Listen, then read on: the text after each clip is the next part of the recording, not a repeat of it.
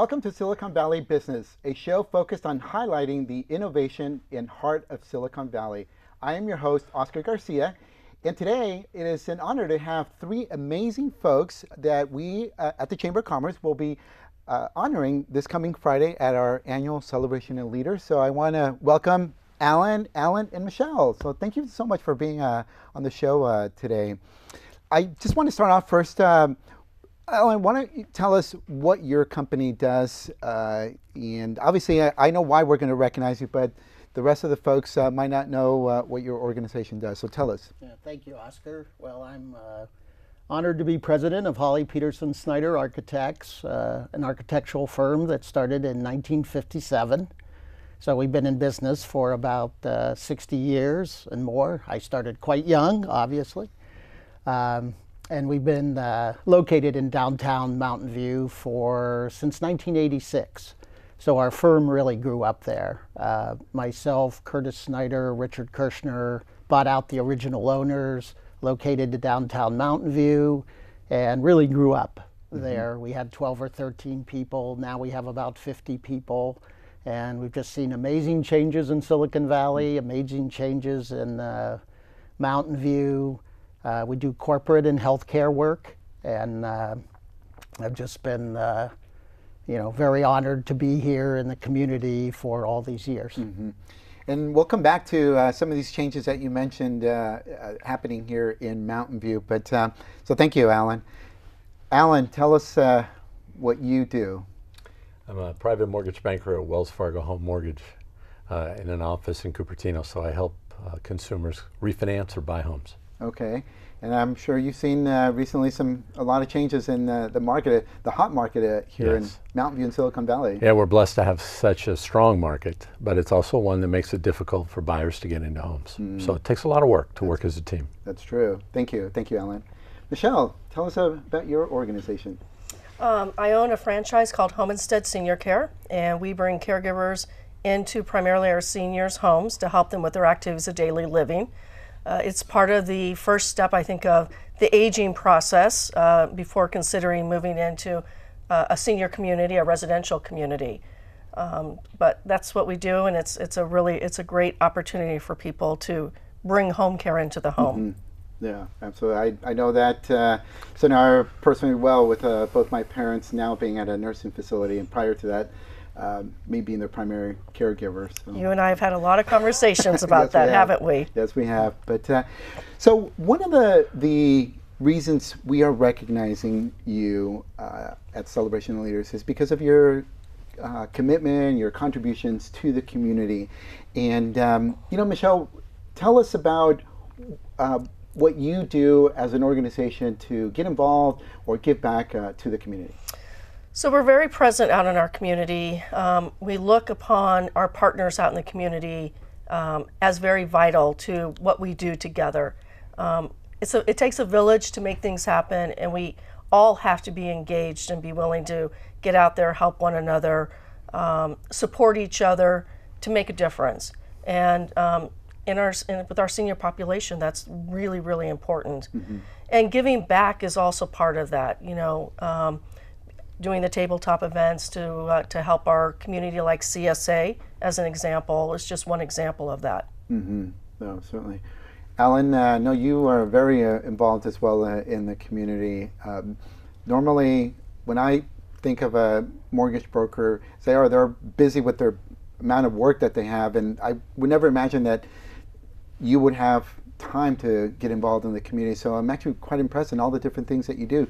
Talk about some of those. Thank you, Oscar. I appreciate that. So for me, it's 2 parts work and 1 part contribution back to the community. Again, talking about how strong the economy is here and how so many people have strong incomes and assets to be able to purchase homes.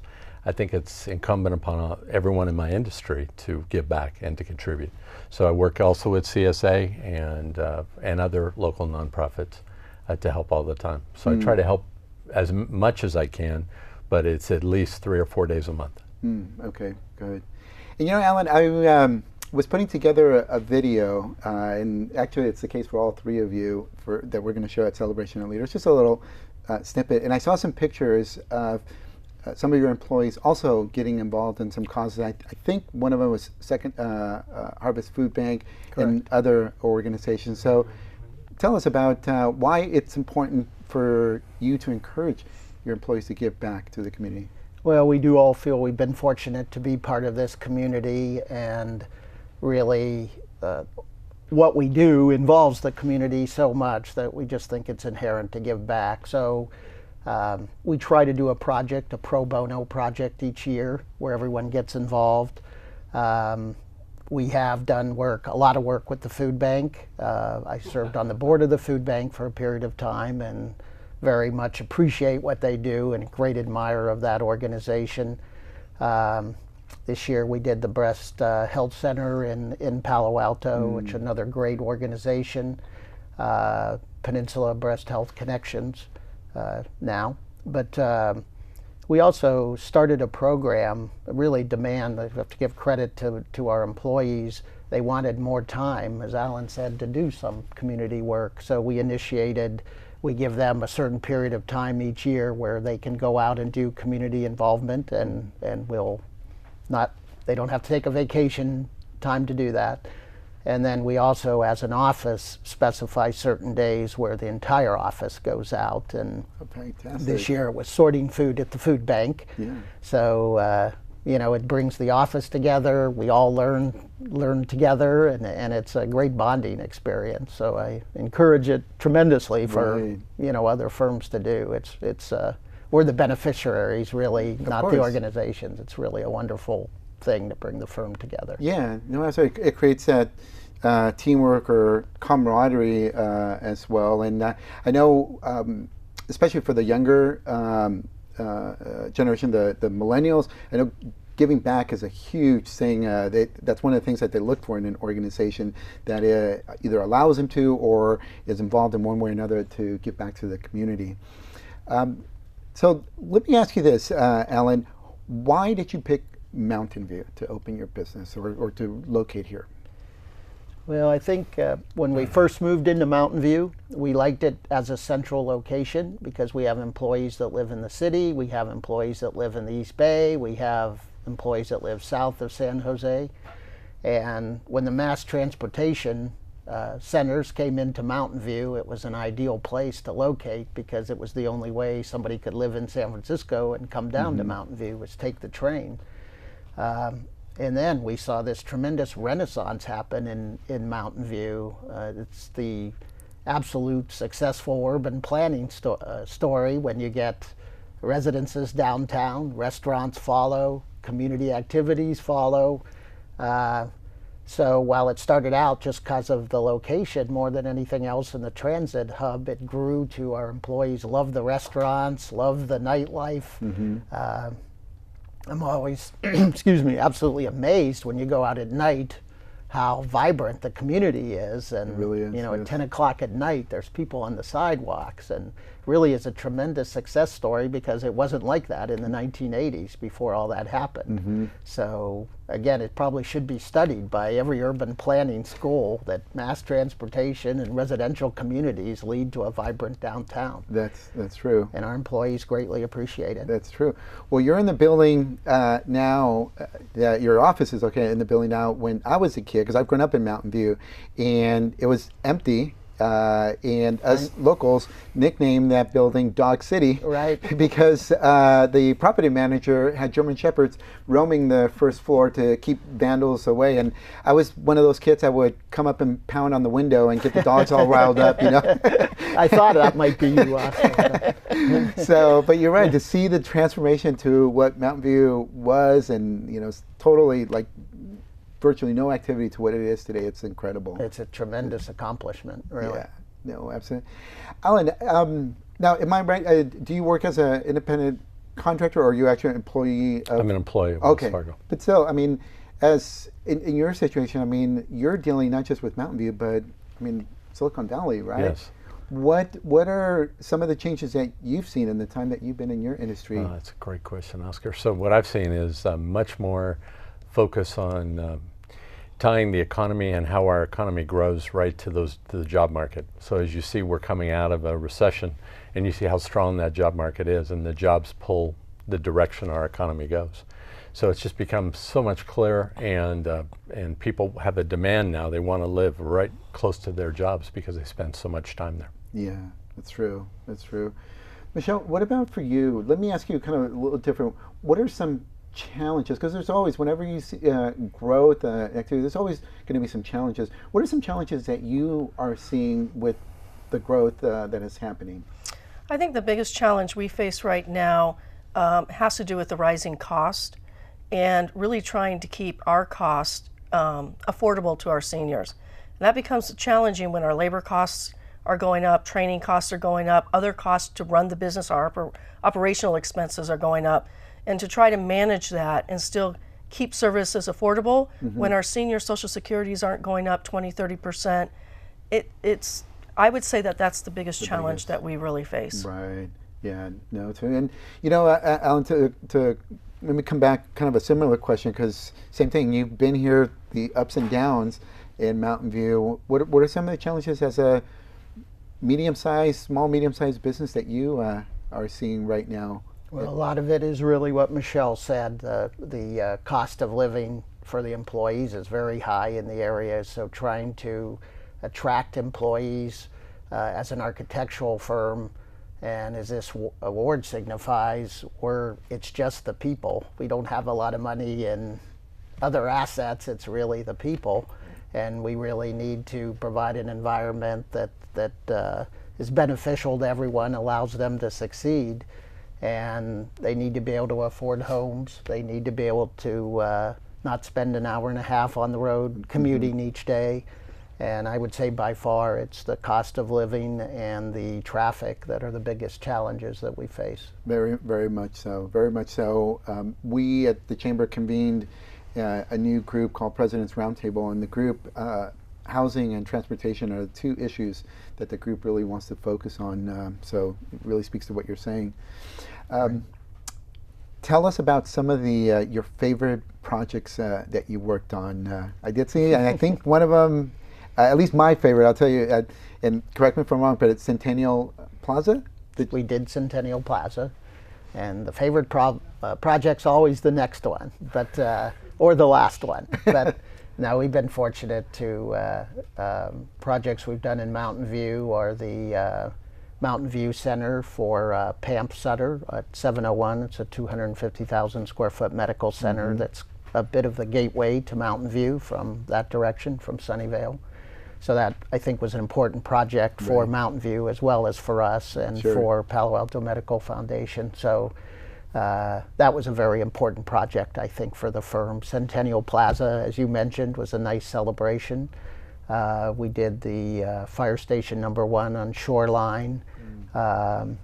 We did 100 View Street, which was the first office that we moved into in Mountain View, and then the last couple of years we've been fortunate to work a lot with Google out on their Shoreline campus. So we've done 7 or 8 interior remodels with Google and their facilities out there. So those have been very fun, very energetic for the office, and very much appreciated. Wow, yeah. No. Well, you mentioned Pamp. You took away my old Emporium.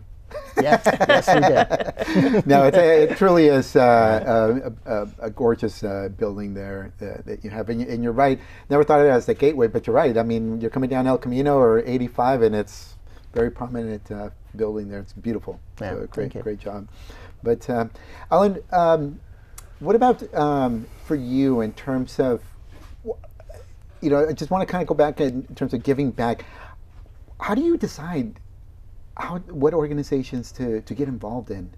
The quality of the people that run the organizations. I had a chance to talk to Michelle a few years ago about CSA, and I had volunteered there a few times, and then spending more time there. Also to meet the people that run Reach Potential. I think it's an incredible program. So it's back to what they stand for, who they're trying to help. Yes. It's really important to help those in need, and also our children. Yeah. What do you tell that professional who says, you know what, Alan, I mean, I'm just too busy, to get involved. I don't know how you do it, Alan. So how do you do it? How do you find time to get involved? Make time. It's an appointment equally as important as meeting another client who's interested in buying a home or anything else. Right. I think a lot of times we'll say, I'd like to do that, but now that hurt, my schedule's in a conflict, I don't want to do it anymore, right? Yeah. So I'll just try to encourage them, come out and try it, tell me how you feel afterwards. Okay, very good. Michelle, different question for you is, why did you decide to get in business for yourself? It was time. There was a crossroad. I was traveling a lot. I was not passionate about what I was doing. I was not being fulfilled. And so I set out on this journey to make a change, and Homestead ended up surfacing up. And it's a long story, so I won't bore you with all the details in this interview, but it's been the best journey for me, and I love it. You know, there are days that we have our challenges, but at the end of the day, I love this business. I'm very passionate. I'm very fulfilled. I'm very engaged. I mean, you and I see each other out all the time, and I'm just in the right place. I was very, very fortunate. Right place, right time. Yeah. Well, I'll tell you that engagement and that passion that you have is another reason why we're recognizing you this Friday. Thank you. So thank you. But Alan, in terms of what advice would you give a company that's considering moving here to Mountain View? Well, I think for those reasons we talked about before, the transportation hub and the amenities downtown, it's a fantastic location to attract talent, which is really the number one thing you have to do starting a company. The dangers or the challenges are the cost of living. You know, space in Mountain View is very expensive. So you have to balance the challenge with attracting good young people. And but I think the amenities have to outweigh the challenges, and they do in Mountain View. What advice would you give our leadership in this community here? Because again, I've grown up here. I have seen some very positive things in this town, but you know, with the challenges that we have, what advice would you give our leaders today? Well, I think we just all have to work together. I mean, I think this is about one of the most amazing places on earth for innovation and to work, to do the kind of things we all get to do. You know, it's amazing sometimes to look at the rest of the country and realize they're struggling with this or that, and we're in a booming economy here in this area. But sort of the problems we face with transportation and cost of living are not single city problems. You know, they're community problems all up and down the peninsula. So somehow we all have to find out a way to work together as businesses. We have to be willing to alter our schedules to relieve traffic at various times. We have to let our employees work around their home schedules a little more, because typically here there's two-income families to afford housing, and they're having children, and you know, they need flexibility in their schedules. So I think allowing people to work at home a little more, allowing flexible hours,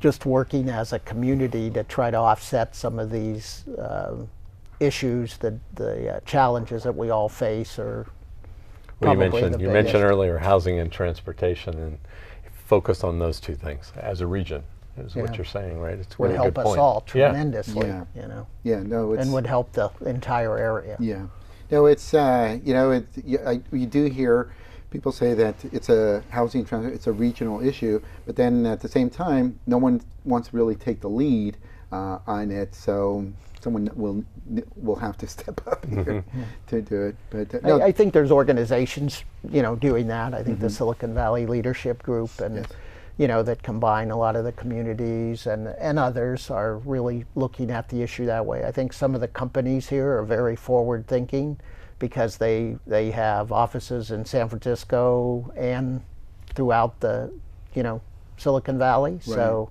I think those are very successful companies with very smart, intelligent, driven people, and I think, you know, together we can solve those kind of problems, but they're very challenging. Right. I think. Thank you. No, it's true.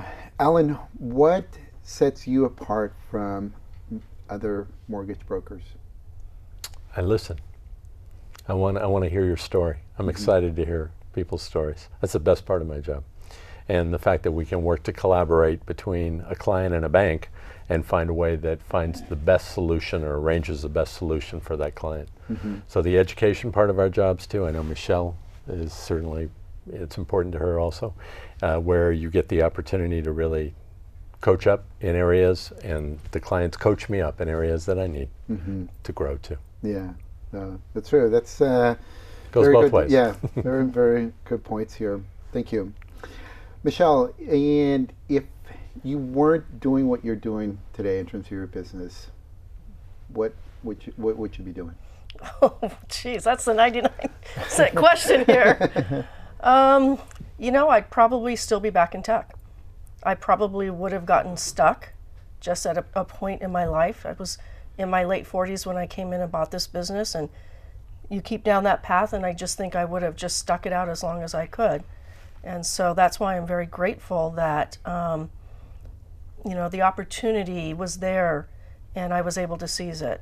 Like I said, I'm very fortunate. Yeah, no, I used to work in high tech as well, so I'm familiar with making the career change. And interesting, you know, there are people out there that are in high tech, and after a while they just get burnt out. Yeah. To do it. So. And I was there. I mean, I was traveling 60-70% of the time. I was going back east on every trip. It was Midwest or East Coast, and I wasn't involved in my community. I was tired. I'd get home, I would do all the things that needed to be done on the weekend, turn around, get back on a plane for the most part, and that's not a glamorous position to be in. You know, a lot of people think, oh, you get to travel, you get to see all these cities, but the reality is you go to those cities, you do the business, and you get out. You're on to the next city, or you're headed back to the West Coast. Right. And so there isn't an opportunity to really enjoy, you know, touring and seeing what's around you, your surroundings. So. Yeah, no, it's true. It's true.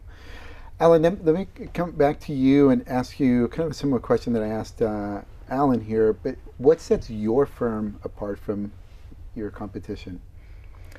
I think we're very focused on good work provides more good work, and we do healthcare projects and we do corporate projects, but all the projects are where the client is intensely involved in what the building looks like, or they're the actual user of the building.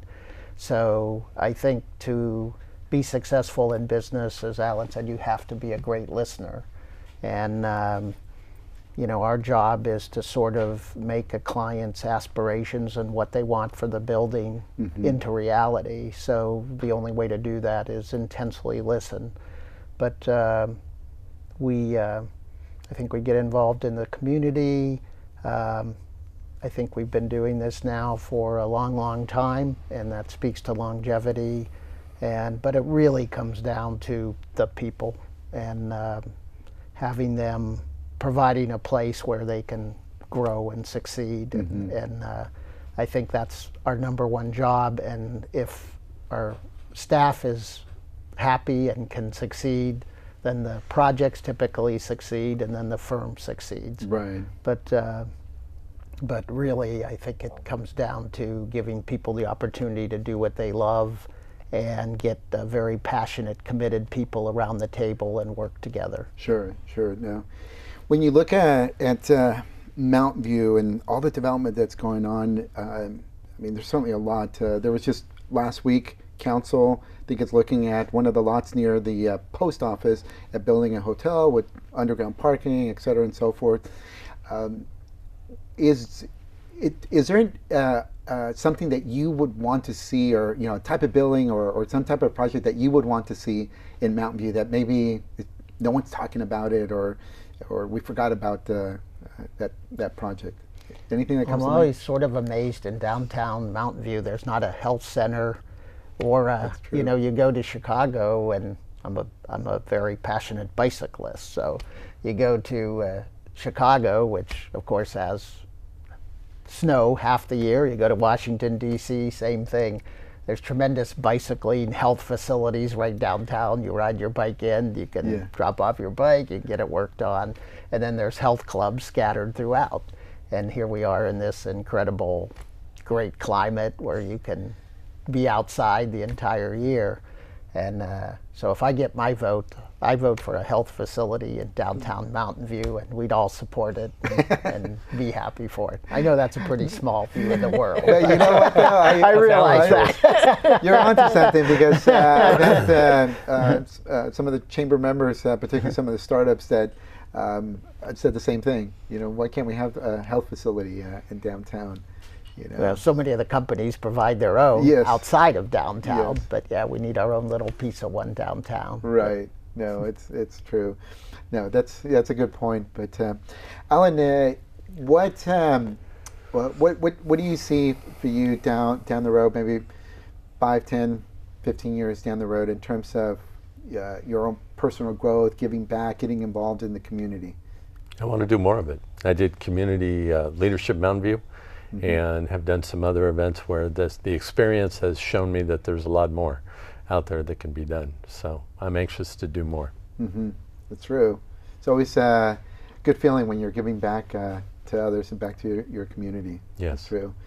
Michelle, kind of a similar question.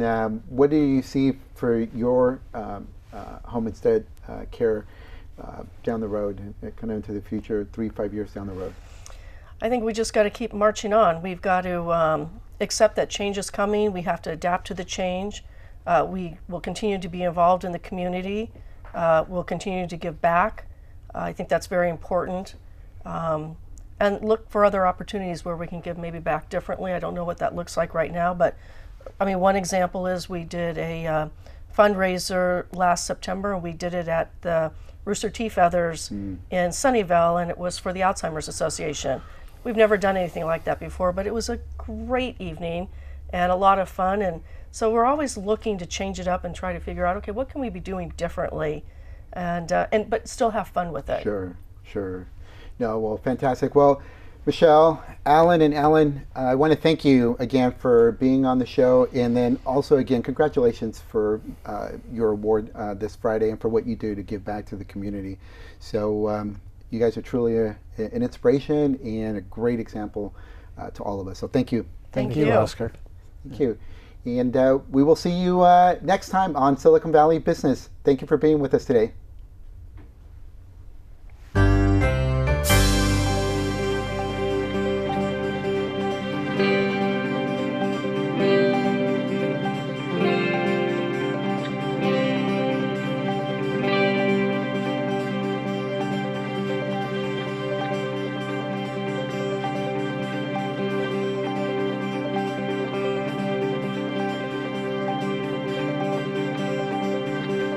Thank you.